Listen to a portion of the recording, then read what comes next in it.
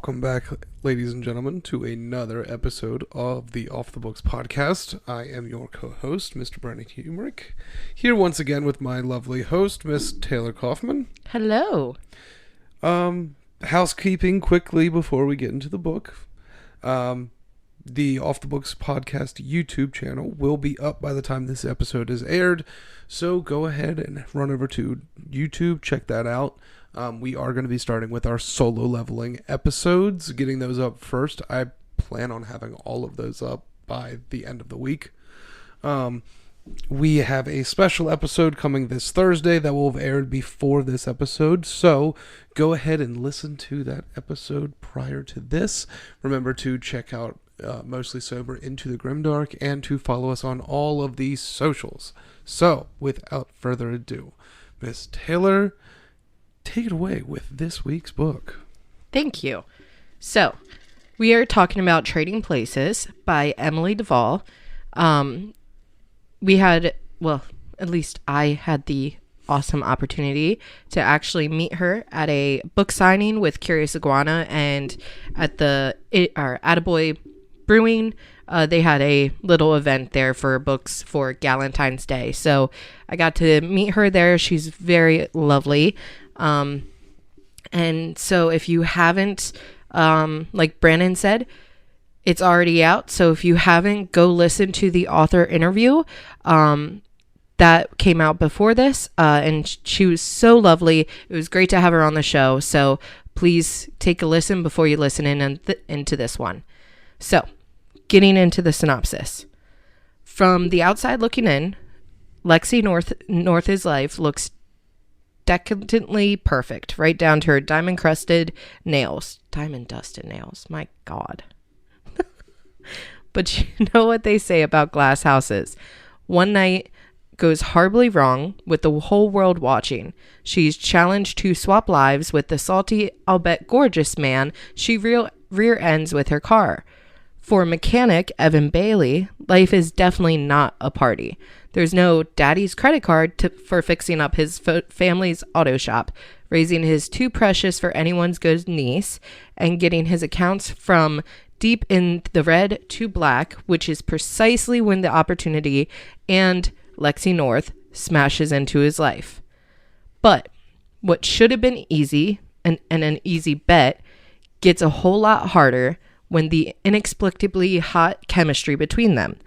Now, the only way for either of them to get what they want is to go broke. I'm very excited. All right, let's get into it. I know you're going to have some things because No, I'm going to be nice. You're going to be nice? We're actually going to speak to the author. I'm going to be nice. He normally, but then again, this is not your genre, so it makes sense. You're not a romance guy. But this lovely book starts out where we meet our female lead, Lexi, at an auction event. She's a social media influencer, and she starts talking to her friend Talia about when her friend Talia goes, hey, we should get a selfie. We should, post this for our Instagrams.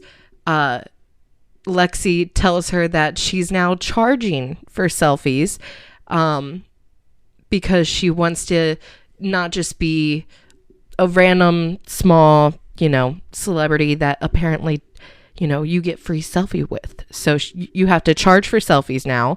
And her friend kind of just like waves her off like, that is the most stupidest thing I've ever heard. But okay. Charging your best friend for a selfie, that's interesting. But her on-again, off-again boyfriend, Hudson Hoffman, walks up to the pair. They exchange pleasantries, but not after long, Hudson reveals that he's at the event with a new girlfriend. Lexi's heartbroken. She thought he was coming back to town with a ring for her, but he continues to reject her in front of the whole crowd. She decides to leave in a rush, getting her car back from the valet, and before the car comes back to her, she throws so much cash into the air on the street. Like, she stands on a bench and throws all this different cash onto the street. People are picking it up, and then other people are like, this is absolutely ridiculous. What are you doing? Just literally throwing your money into a street. but she's, high in emotions. She gets her car back from the valet and goes speeding down the road, not paying attention, through tear-stained eyes, and ends up running into a minivan in front of her. Of course, this is where we meet our male protagonist, which is Evan. He's obviously extremely distraught. He does not have the money to fix his own car, but thankfully he works at an auto shop. So the police come, and Evan and Lexi argue like little children, trying to give their information to the cops before the other, and basically be able to give their statement before the other as well. Evan calls a tow truck for himself, but not for Lexi. And not knowing a reliable tow truck company in the area, asks for a reference from Evan. He tells her that he will call the Bailey's Auto Shop for a tow, but the name of the auto shop sounded too familiar. She puts together that it is his last name, and he lets her know that it's his brother's business. He will stay with her car until it gets picked up from the tow if she gives him $3,000 and admits at being at fault for the accident. And when he's walking her to the Uber to get the money, she gets in the Uber and slams the door before he can actually receive any money, because she looked in her wallet and all of the money she would have given him is on the street while she threw it. Mm-hmm. So, of course, everything was going wrong for this girl. But Evan gets to work. And this book I really liked because it had both kind of alternating chapters between both point of views between him and her. So you got to really dive into each character and what they felt for the other. I thought normally people do this, but for this story specifically, I thought it was a really good move, and I loved seeing both sides of the story. So Evan gets to work at his twin brother's auto shop, Alec. And Alec had brought their 12-year-old niece, whose name is Cece, to work for Evan. He's been taking care of her now for about 7 to 8 years while their mom has been in prison. And Lexi comes to the shop trying to pay the $3,000 and to get her diamond bracelet back that she had left in the car. But the payment doesn't go through, and her diamond bracelet is in Alex's safe in the office. Cece decides to record the argument between Evan and Lexi, making a wager that if they can switch places for 2 months, whoever backs out first will lose. So if Lexi bets that she will win it and get her bracelet back, and Evan bets that if he wins, he will get $100,000. And without saying anything to her, this will basically save the auto shop from going under. That's what they need to basically break even. So Lexi has never really worked a day in her life. She's used to just being the social media influencer. You know, her dad pays her a trust fund every month. Like, she's living, I think, everybody's dream to an extent. And we'll get into that. But Lexi has a meeting with her father, who tells her all about her spending habits and that he saw the video about the bet and he wants to be a part of it. He tells her that she will be going through with the full 2 months and that for that time frame she is cut off financially. But if she is to lose and skip out of the bet early, she will be cut off from the trust fund and the inheritance forever. As well as being taken out on the inheritance. She feels defeated, but leaves his office without another word. She's tried to work for her dad a few times in her past, but has actually gotten fired from her dad's employees, which I feel like that's extremely hard to do. If you work for your dad's company and you get fired, not from your dad, but by somebody else, that's saying something. So, Lexi heads to Bailey's auto shop and sits down with Evan, creating more of a plan for the next 2 months and to see how things are going to be worked out. They exchange their addresses and their salaries. Evan tells her he only makes $29,000 a year without benefits, and she comes back with 50 grand a month, of course, off the trust fund. She tells him to be at her house by 9 a.m. so that she can show him around and to exchange keys. His last request was that even though they are switching lives, Cece, his niece, will continue to live with him as he is the legal guardian. And he's like, I don't trust you watching after my poor niece. She's a saint. So the next morning, Evan arrives at her house and they have a tour, the exchange of keys, and when she leaves, what's the first thing that any random human adult would think of doing first? Is to go skinny dipping in the pool, but gets caught by Lexi. Brandon's face. Yeah. This man, he's worked his whole life being a mechanic and doing off little jobs here and there. This man is only, I think, he's not even 30 yet, and he's been taking care of his niece for years. This dude hit the lap of luxury, and his first instinct was, I'm going to rub my dick and balls on everything. No, well, not really. I mean, it was more of a, I'm going to go skinny dipping. He was like, this is a new environment that I have never been in before. Yeah. My dick and balls need to be in this environment with me.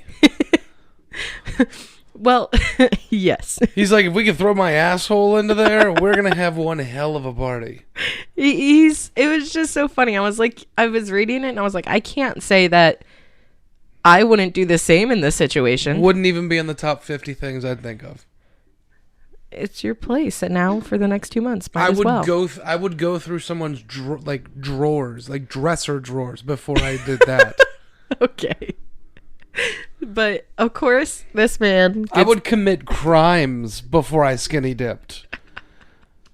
I would probably steal something out of that home before I thought, I'm getting naked and getting in that fucking pool. It's fun. That's crazy. Like that's this kind of thing that like just it never even crosses my mind. But anyways, his dick fun and balls need to be in this environment with me. His fun is quickly cut off.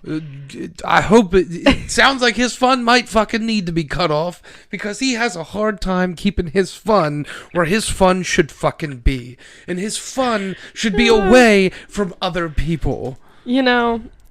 Lexi catches him. And his fun. And his fun. She gonna chop his fun the fuck off. Saying she forgot some things at the house. Oh yeah, she forgot his fucking fun is what she forgot. So she grabs the stuff that she needed, not his junk, but some stuff. And so she left the fun is what you're saying. She left the fun. She left disgusted. I'm not saying she's leaving saying I've had fun. No. She's just seeing that he's got fun grasped by two hands. And she's just like, I'm going to leave you and fun alone. Yeah. To do your thing by yourself. Yes. Yeah. So when she leaves and after he's done, doing the backstroke. Having fun. Having fucking fun. He does some research on her and finds out that she was tangled up with Hudson Hoffman. Realizing this, he fears he might have stepped onto a landmine because there's a secret his whole family has been keeping from Cece. So, Lexi calls out of work for Bailey's the first day she's supposed to be there. And when she gets to Evan's house, she sees the neighbors' houses, they're just run down. Lawns are, not kept to code that her landscapers would probably do it. But he comes by to grab Cece and some of his stuff, as well as some of Cece's stuff. And when they leave, Hudson calls her, bringing up how he treated her at the auction and how it was unfair, and he was apologetic. He also mentions that she couldn't possibly be going through with this bet and that Evan's sister is in prison for an armed robbery of a gas station attendant. She feigns being aware of this, but internally is freaking out, spending the rest of her time researching the case, because she's like, oh yeah, of course I knew about all of that. And then was like, I gotta get going. And instantly was like, what the fuck happened? But the cutest character comes into play. This cute little cat named Bowser. And when she first walks into the house, this cat just goes trailing by, just like terrified of this, blonde girl just walking in, right? Or brunette. I think she's brunette. Yeah.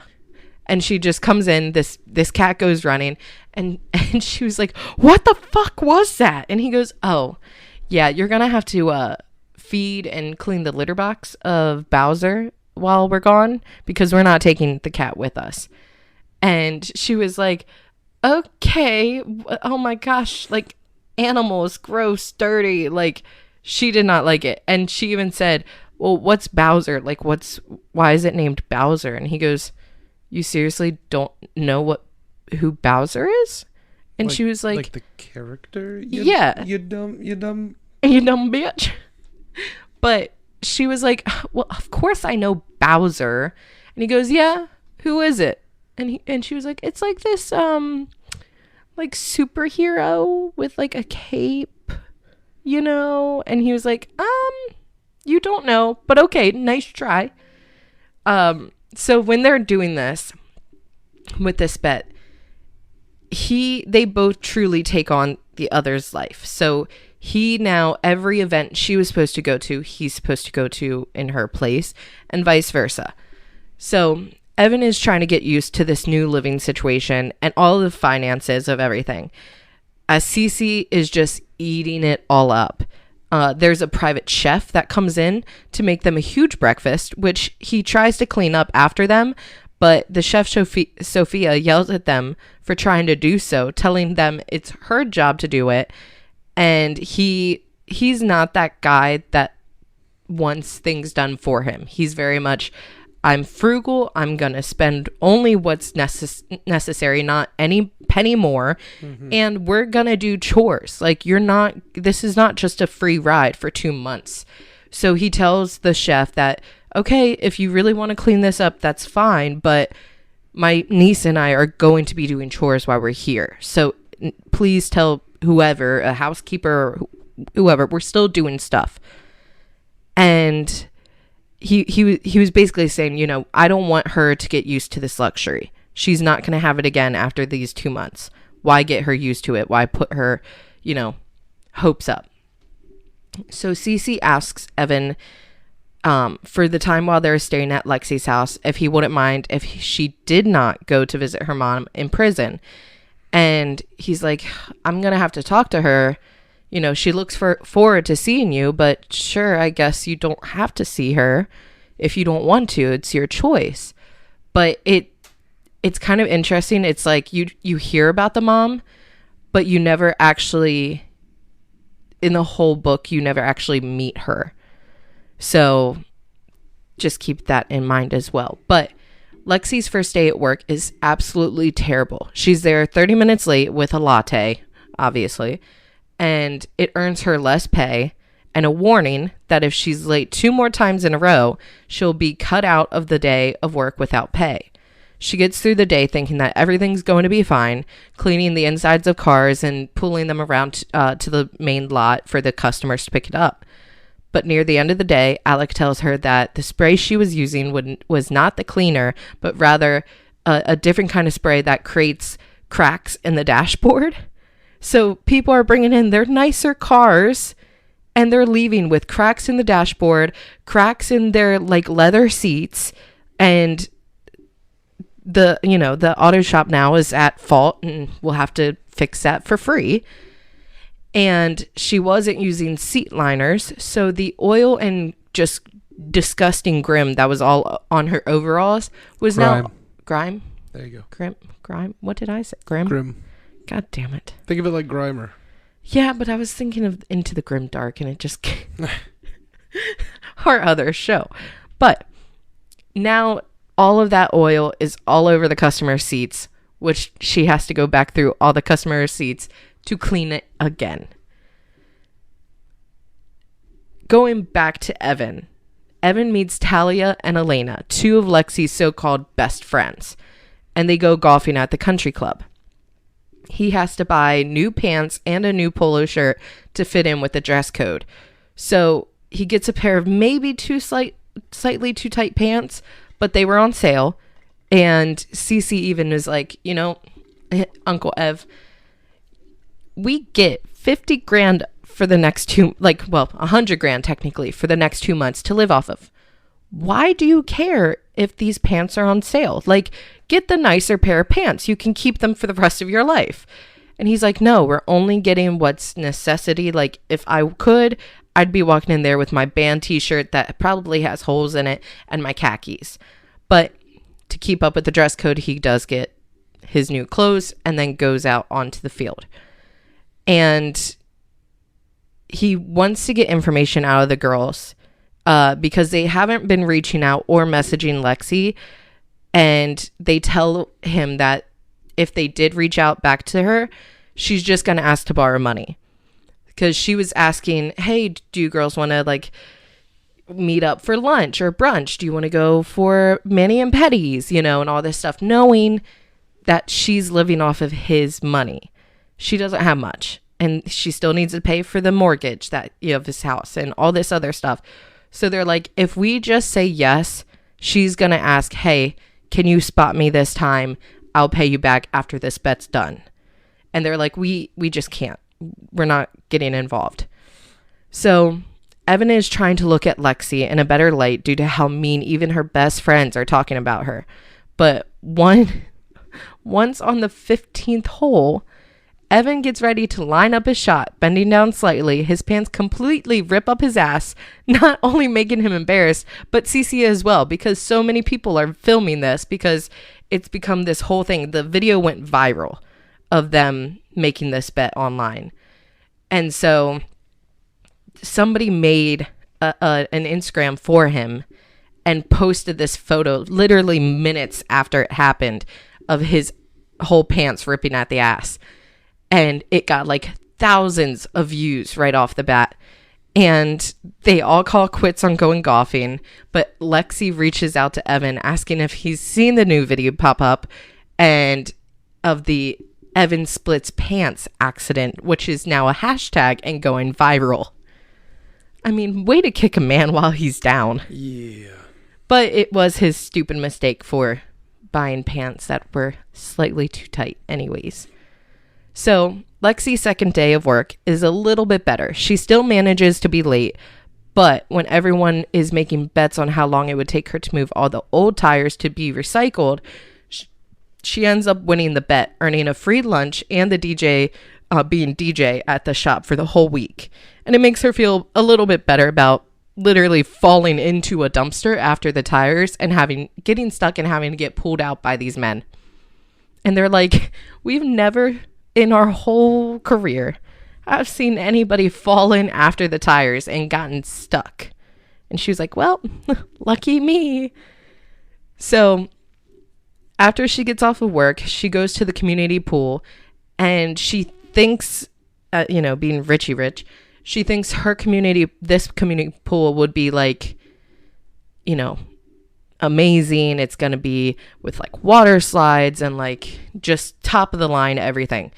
It's just your run of the mill concrete slab of a community pool with probably chairs that were due to be replaced 10 years ago. And she runs into Evan and Cece, who claims that she wanted to come here to see her friends instead of using the pool at Lexi's house. Both Lexi and Evan are checking each other out silently, while her swimsuit is being a little bit more appropriate for a yacht excursion than a family community pool. He ends up mentioning to her that he looked her up online and questions if Hudson, her ex, has an older brother. She confirms that yes, he does. His brother's name is Craig. And Evan tells her that Cece's grandmother will be coming to the pool soon to keep an eye on her as he has to leave to get some stuff done. He brags about gaining a little over 250,000 followers when it took Lexi months to even get close to that. So I saw this coming, but it's definitely its own storyline of what's his name, Hudson's older brother Craig, and Evan always wondering about him and asking about him, very slightly kind of putting it in there and here and there, and having to kind of see that with Cece, and it's been kind of like a hidden thing throughout the book, but I like how it all kind of plays out, so keep that one in mind. But Lexi and Evan go to get their pedicures done. He didn't even ask for her to join him, but she shows up to go only to give support, she says, but ends up getting her toes done as well. He confronts Lexi about being late to work and being told not to show up for the day's work. She leaves after the pedicure. Walking away, she receives a call from Hudson and perks up. When he starts walking away, he gets stopped by a man in his car telling him to get in. When he says his name is Edward, Lexi's father, and he will not let anything bad happen to Lexi or the shop while she's working there, or Edward will reveal to everyone that Craig, Hudson's older brother, is Cece's biological father. So Evan kind of tells him, like, no, like, there's no way Lexi would be unsafe working at the shop. All the guys are really cool. They're nice. There's even, a woman working there as well. Like, they're going to have each other's back.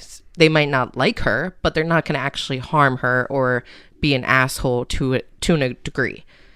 But Lexi meets the Bailey's team out at a dive bar, drinking cheap beer and mocking Evan that he came even though he could be doing anything else with her money. She plays pool with most of the patrons, beating every single person. When she goes out to the bathroom, which is not even connected to the bar, you have to go out the back door to, like, literally a porta potty. She goes back out there, and a man by the name of Sticky tries to scare her into giving his money back.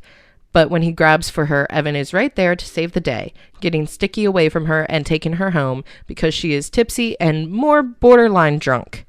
But when they get back to his house, he picks up some t-shirts and clothes that he needed, and she tells him that she will pay him to help her unzip her dress because it got stuck.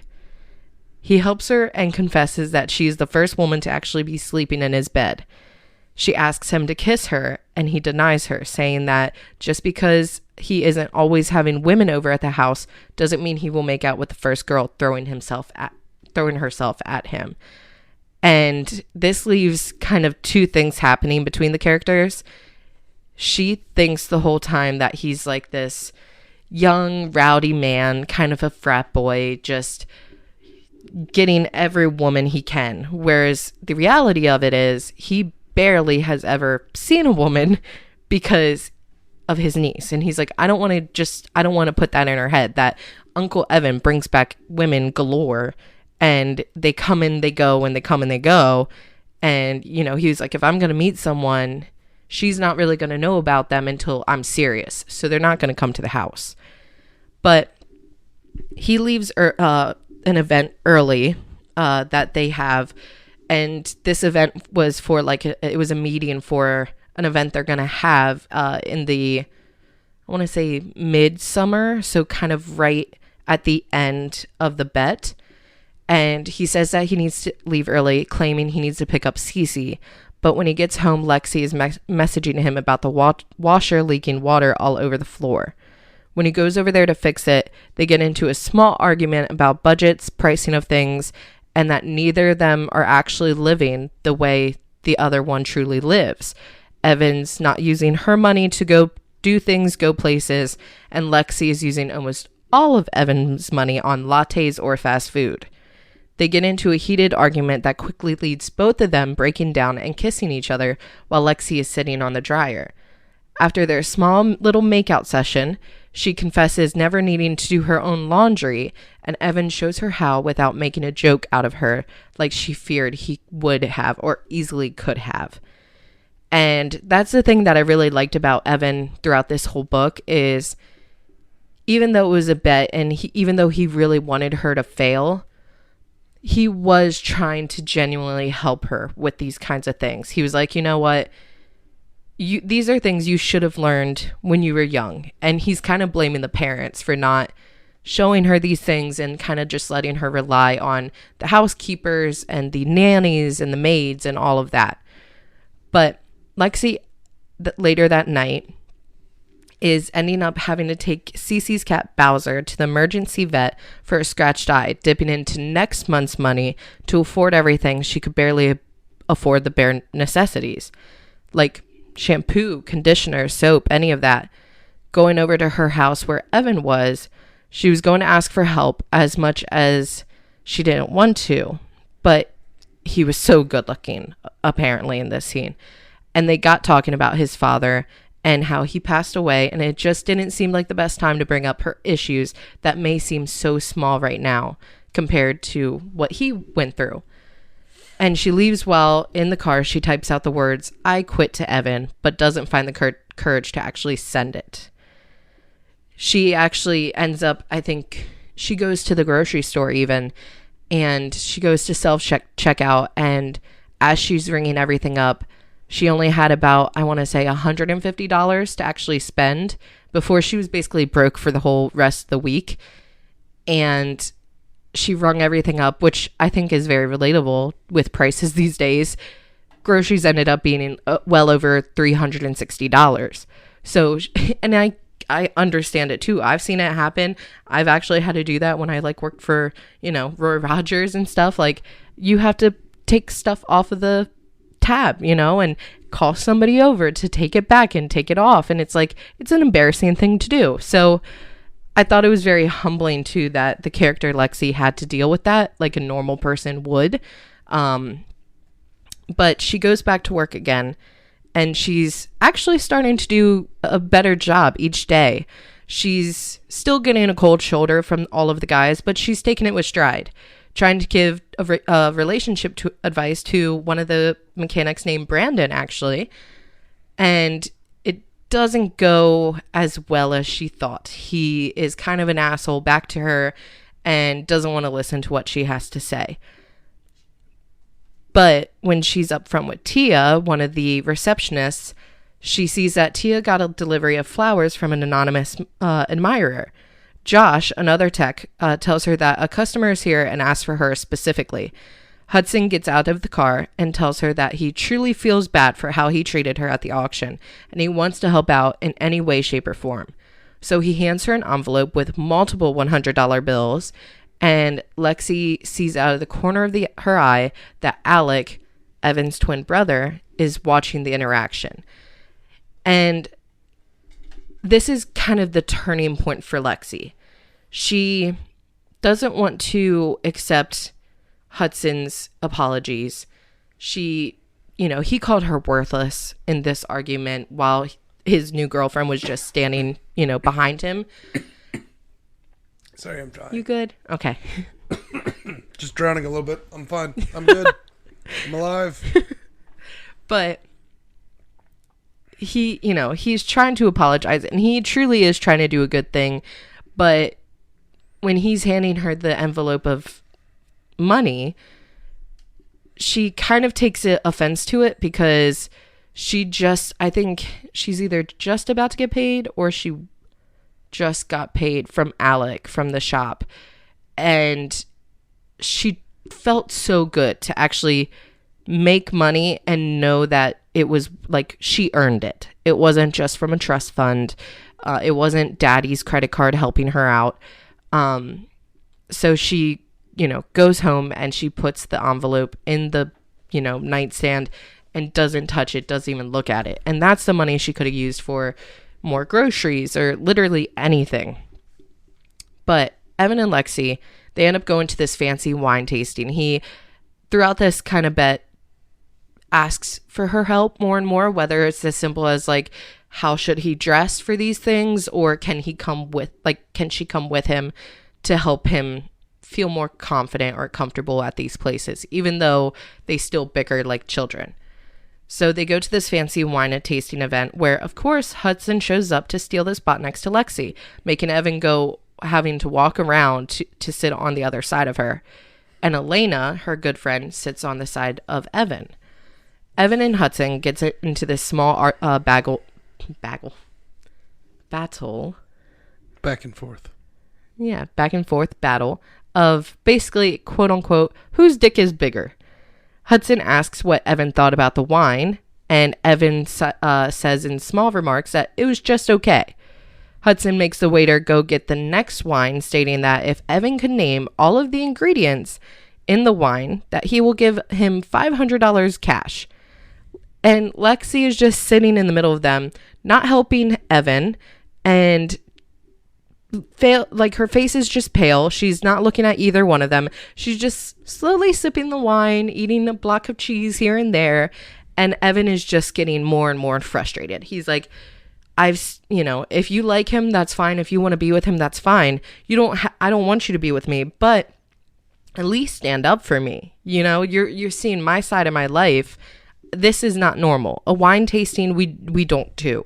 So at least stand up for me. But she doesn't. So when the next wine came, Evan stood up, chugged some wine straight from the bottle, and leaves, saying that he doesn't give a shit about the wine tasting.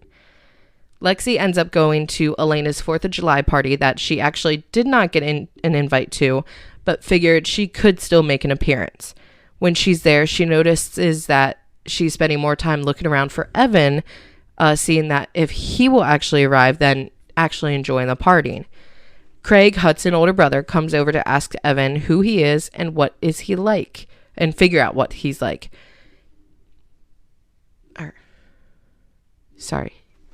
Craig goes up to Lexi. I just had such a brain fart right there. Yeah. And he's asking her about Evan, who he is, what is he like, all his little details.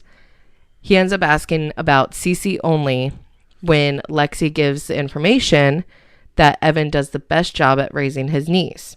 But Craig leaves her side when Evan walks in the door. He ignores her the whole night and only tries to help her when she gets pushed into the pool, and she pulls him in after her. Getting back to his house soaking wet, Evan comes in wanting to get some things for a camping trip that he said he should have just went on in the beginning instead of trying to make an appearance at this stupid party. He was supposed to be meeting Brandon and Josh on this camping trip, but Lexi stops him, telling him that she needs him more than just as a friend. Wink, wink. Lexi finally gets her first paycheck from Bailey's and feels great about herself. She gets a delivery of flowers thinking, this was Evan who sent them, because they've had a few little things of, flirting. They've kissed a couple times, but it hasn't gone farther from there. But when she gets a call from Hudson, it clears the air when he asks how she likes the flowers. But after getting her first paycheck, she keeps thinking of the money that Hudson had given her, and she's been living by without touching it. So she goes to Hudson's office building to return the money that he gave her and to let him know that she does not want him to ask her on any more dates or send any more flowers. He tells her that the money was for her, and not just because he thought he'd get her back by doing it, but that she would be bored of Evan soon and that he would be still there waiting for her. Evan, Cece, and Lexi all fly to New York City for Evan's quote-unquote glow-up, getting a haircut, a new tailored suit, and thankfully rejects a Brazilian wax that makes him look in horror at the pamphlet. And he's like, this is what you guys do? Like, this is what Hudson is doing for you? Like, just getting this wax every month? Like, that's weird. So he makes a few jokes about that side of the life of being rich, and that's just things that are normal to them. And when he's getting all glammed up, Cece and Lexi spend their time together, finding new outfits, getting their hair done. But Cece comes over midday to Lexi, letting her know that she got her first period. Lexi jumps right in, helping her out, getting her everything she needs. She actually sends one of the workers at the shop to go out and get all the stuff that Cece would need. And so she tells Evan for Cece about what happened, not to freak out, it's all good. And they, after a night on the town, they get back to the New York City house, and Lexi tells Evan all about her messed up family and how both parents didn't even want her. Her mom left her and actually signed away all her rights and like lives now in New York City with her new family and a new kid, I think 1 or 2 kids. And she signed away her rights to Lexi and was like, I don't want her. And then she found, this is all what she's telling, Evan, but she found a letter from her mom to her father saying she doesn't want her, and her father's correspondence back saying, but he doesn't want her either. So they kind of just let her grow up with these nannies basically raising her. So they fall asleep together that night, but again, nothing crazy is done. They don't get together at that point. But Evan finally relents the next time they get back into town, letting Cece go to Lexi's horse stables for lessons. His mother comes up to watch and makes comments of him changing, the way he dresses, the way he looks. He did have like a small ponytail, and, they cut that off. So his mom makes a comment of her not really liking this change in him. He looks more dapper, but she's like, this is not us. This is not you. But he, both him and Cece, they will get used to the money and then it will be gone. And she's trying to warn him, like, you can't, it's 2 months. You can't get used to this. You were just telling Cece she can't get used to this. You can't do it either. So after lesson, Cece and Evan go out for a nice dinner, but she notices a strange man looking their way. When she gets up to use the restroom, it's Craig that comes and takes her seat, telling Evan how pretty she is and that he's always wondered what she would be like. Evan comes over to the house in a new Porsche that he leased for 48 hours, and Lexi is thinking that this might be some change in him, but she doesn't think she likes it. She liked his frugalness, as much as it pained her. She was like, I kind of liked that about him.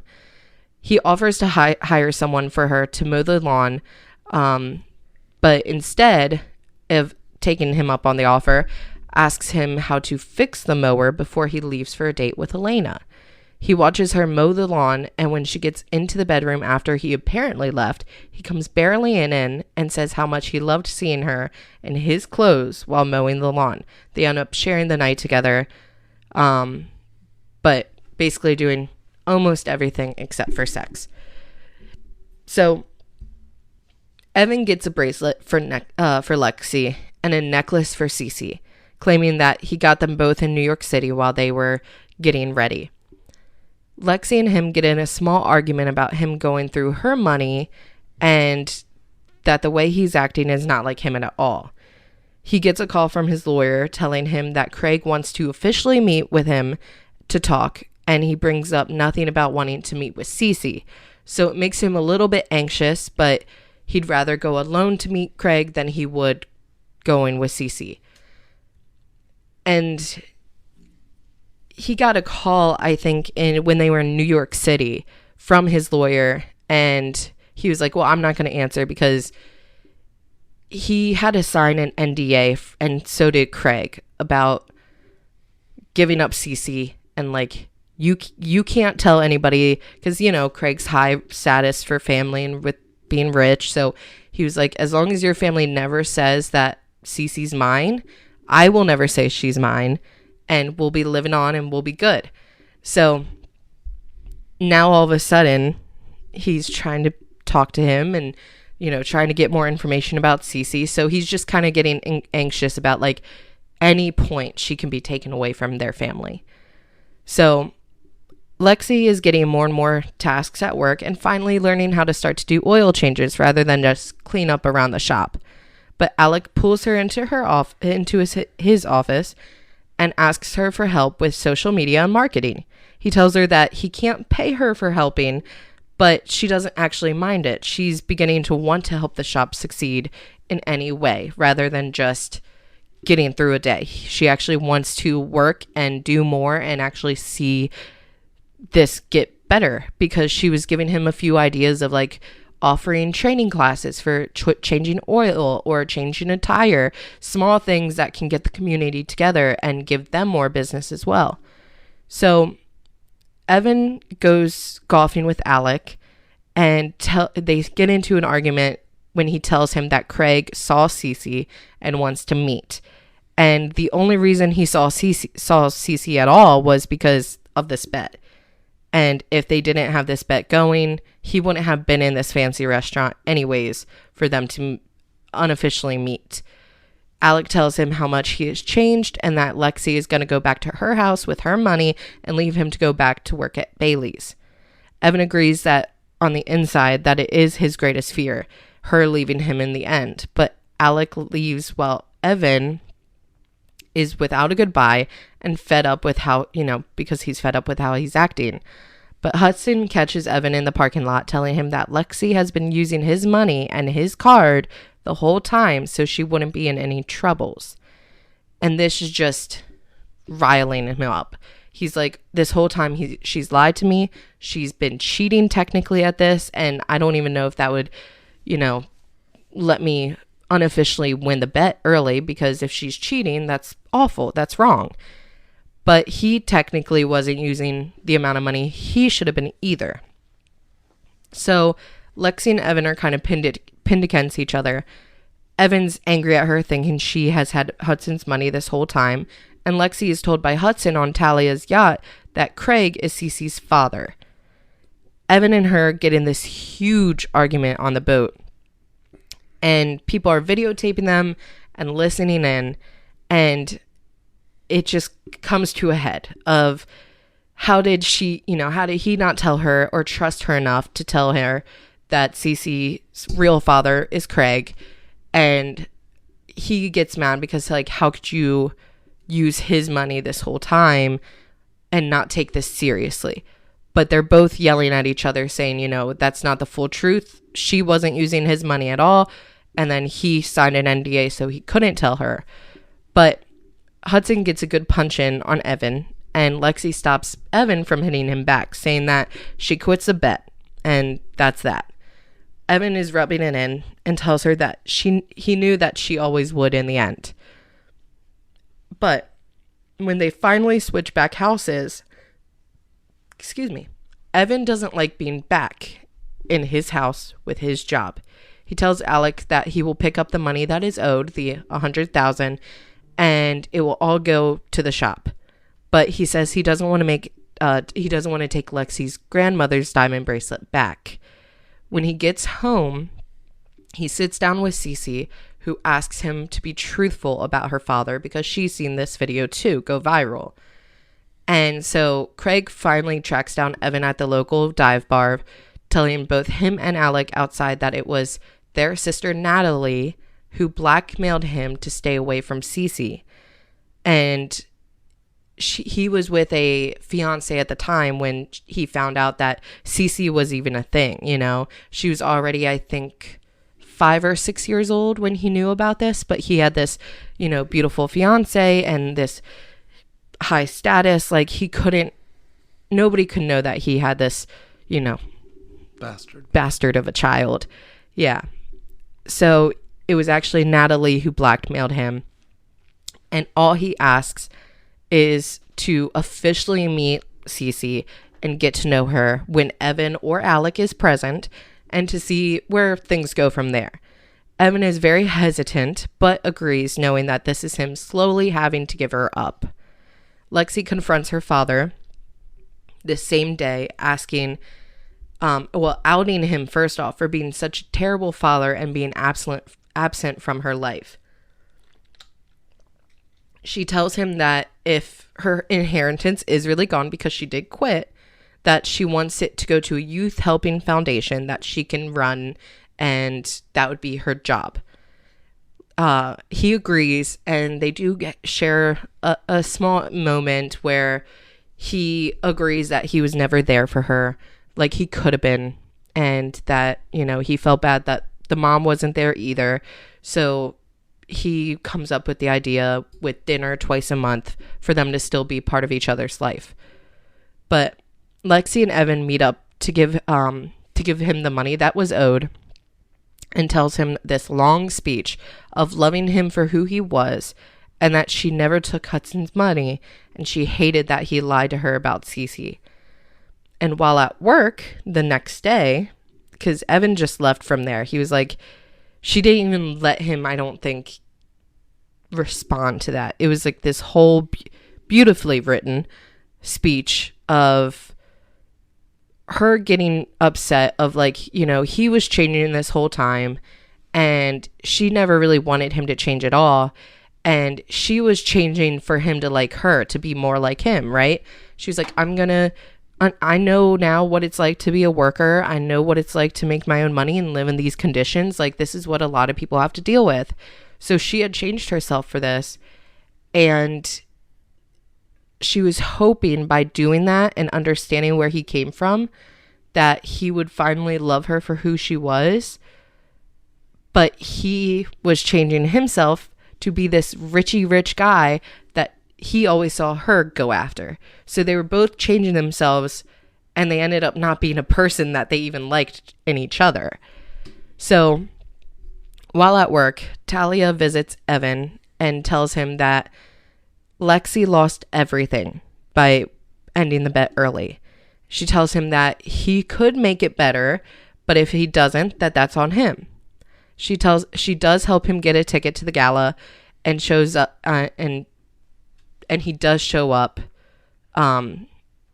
She actually said, Talia was like, you know, she gave up everything for you. She gave up everything for, you know, herself, actually. Like, she realized she was better off without all that money, even losing the bet or winning the bet. She really didn't want to have that money back anyways.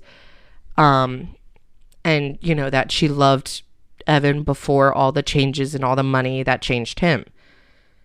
So he finally relents, and Talia does help him get, you know, a suit. It was like a nice tux that he needed to get, and she gets him a ticket to go to this gala.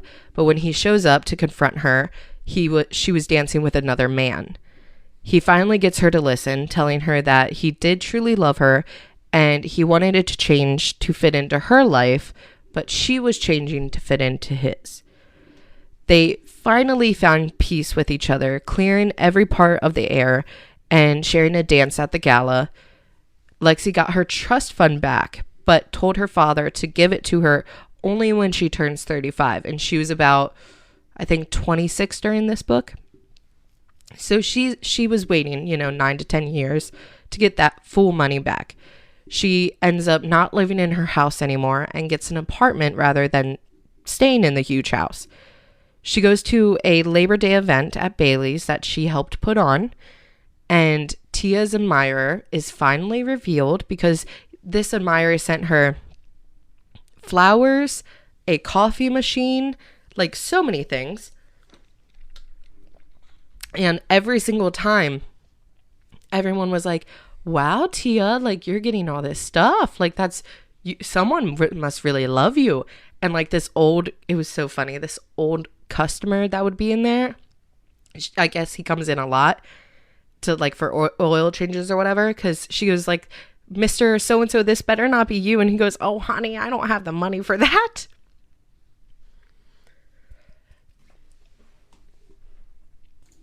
So it was so cute. I mean, this little old man is just like, no, honey, I couldn't afford any of that anyways. But, it's so cute, whoever this is that's doing it for you. But this admirer is revealed to not only be the other mechanic, Brandon, but also Josh. They both are like, we're here, we love you, we want you. And not to be all together, but like, they were like, you gotta pick one, right? And she goes, you both are like my brothers. No, thank you. So she was like, but you can keep the gifts coming. How shitty. To put everything out there, to give these gifts, and then be denied, not just by, like, not to be denied, but also your best friend is denied. So nobody's getting some sugar from this woman. But everyone's got their own preferences. It's not the fact that she denied them. It's the fact that she was like, but y'all can keep the fucking gifts on coming. Yeah, she was like, I will gladly. Greedy bitch. Yeah, she's like, I will gladly accept all these gifts. select something else. Well, it was funny too because I think it was the character Brandon. He brought up earlier in the book that he took this girl out, and I want to believe it is Tia based on how he was talking, but he took this girl out to on a date, and he said the name of the place, and Lexi was like, well, what is this place? She looks it up, and she was like, you took this poor woman to a strip club for a date. And he goes, yeah, she said she liked their cheese fries from there. And she goes, you took your date to a strip club because she mentioned liking cheese fries from this place. And he was like, yeah, I didn't think anything was wrong with that. So no wonder, if it truly was Tia, no wonder she rejected him even after all these nice gifts. You took her to a strip club, bud. But it was really cute because after she denies both of them, Alec, Evan's brother, and the shop owner had nonchalantly had his arm around Tia the whole time. And she put her arm back around him and was rubbing his back in circles. So it's revealed that Alec is the one who has feelings for her, and her, reaction, she likes him back. And the book ends with Evan and Lexi going home to his house as she plans their future while sitting on their porch watching Cece and her friends ride bikes around the neighborhood. And it was super cute. It was a month later is when they're sitting on this porch watching this all happen. But I would love to see a second book from Alec and Tia's story now that I know that was happening in the background this whole time. It's definitely an open ending of a book. So if you don't like those, maybe I liked it, even though I'm not a normal person who likes open ending books, but still read it. But there are a few things, and I'm gonna, this is definitely questions, was she never got the bracelet back. Or at least it was never stated that she got her grandmother's bracelet back that she lost in the bet. So, that's one thing. Where's this bracelet? Did she actually get it? And is it just assumed that she got it back? Obviously. But this author, Emily, she's local to the area. This book was based in Alexandria, Virginia. And so I think this made it so much more special and lovable to not only be from around the area. I mean, it's an hour or so away, but you at least have it in your mind of what that place looks like because you're, close enough by it. The writing for this book was actually so good. I think when you get into these kinds of genres, you see the same, you get, you say this, B, you get sometimes trapped in that same, you get trapped in the same nuances, the same cliches that you see in every book of that genre. Yeah, and I think I call it the Hallmark effect. Yes, but I do think with this book specifically, she had such great rating. I think it was actually, even though there were small cliches in there, I think it truly was such a unique idea of trading places. Truly. Coin the name, but of two people from two different worlds trying to make it as each other and realizing I should probably change for the better, and then realizing no, they liked me before, and so I thought that was really lovable. I think the characters all together were very lovable and relatable in some way, shape, or form. And I think this book had everything a reader of the romance genre could want. It was steamy in some parts, but witty and fun in the others. If you're not a person who really likes steamy books, I do think this was perfect for you because it had, I think, maybe one or two scenes. Maybe one of them was a little bit more detailed than the other. So really you weren't getting a lot of it if that's not your forte. So if you really just love regular romance with kind of that, not fade to black, but, where you can just more assume it happens than it actually being told. This was absolutely perfect. And, I've told B knows this. I've read plenty of romance novels. And like we just talked about, some can feel overdone or boring. But I think Emily Duvall has a very special talent, because this to me didn't feel the same at all. I loved the storyline with the spin of Cece's relationship with her father, and I would love to actually know if she does make a second book, what's going to happen with that relationship. Does she spend more time with him? Does he become an actual part of her life like he wants to? There's those kinds of onesies and twosies questions that I would love to see if she did make a spin-off series or a spin-off novel, really, for this. I think the word you're looking for could be sequel. Well, it wouldn't be a sequel if it's about different characters. It would be more of a spin-off. Couldn't necessarily still be a sequel, but focus on different people. That's true, I guess. I've actually seen it done before. It's a very interesting writing style. Okay. Well, then I would love to see that with this. Where the main characters from, say, the first book are still involved in a big way, but it starts to focus on other characters in the overarching universe that story takes place in. Yeah. I would love to see it with this. Yeah. Because, it's as simple as, if they started Alec and Tia's story from where this book ended, I would love to see from their eyes how Lexi and Evan's story kind of continues on. Because perhaps and this was just a thing in too, Lexi could probably make more peace with her father and possibly have a small connection with her mother in the future. But that's a lot of forgiving on her part of forgiving her mom, forgiving her dad. That's hard to do. But it will be interesting to see if that plays out. If she does write a second one. And then, yeah.